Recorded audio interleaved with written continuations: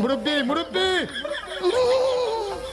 মুরব্বি মুরব্বি উহু উহু করে তিনি এটি কথা বলেছেন। হয়তোবা তিনি একটু হাস্যরসের সাথে কথাটা বলেছেন একটা অবস্থার আলোকে। কিন্তু এটাকে কাট করে এখন এটা আমাদের দেশের একটা ট্রেন্ডিং বিষয়ে দাঁড়িয়েছে।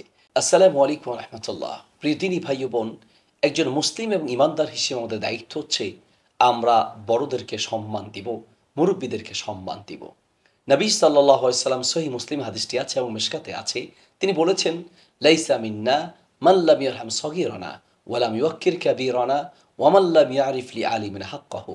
ওই ব্যক্তি আমার প্রকৃত উম্মত নয় যে ব্যক্তি বড়দেরকে সম্মান করে না, যে ব্যক্তি ছোটদেরকে স্নেহ করে না, বড়দেরকে সম্মান করে না এবং আলেমদের হক আদায় করে না বা আলেমদেরকে সম্মান করে না।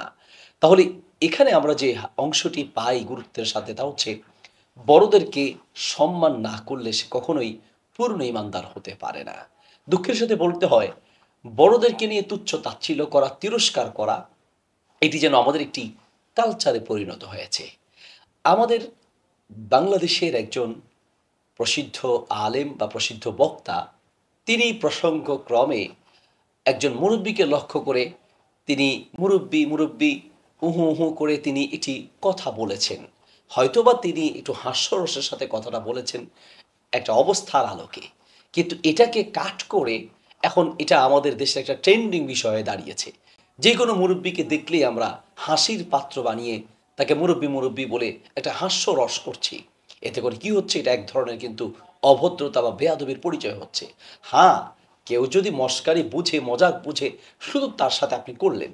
কিন্তু দুঃখের বিষয় হচ্ছে, আমি ত্রাণ বিতরণ করতে গিয়েও দেখেছি যে অনেকে কোনো মুরব্বি দেখলে গাড়ির উপর থেকেই মুরব্বি মুরব্বি হু হু করে তার সাথে তিরস্কার বা তুচ্ছ তাচ্ছিল্য বা হাস্যরস করছেন। মূলত আপনি একজন বয়স্ক মুরব্বিকে আপনি অপমান করছেন। আপনি মূলত তাকে লজ্জা দিচ্ছেন। হয়তোবা আপনার কাছে বিষয়টা স্বাভাবিক হতে পারে।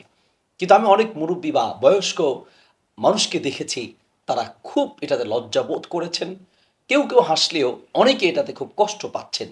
কারণ এটা এমন এক পর্যায়ে যাচ্ছে যে এটা আমাদের ছোটরা যেন বড়দের সাথে এক ধরনের অভদ্র আচরণ শিখতে আগ্রহী হয়ে উঠছে বা শিখছে।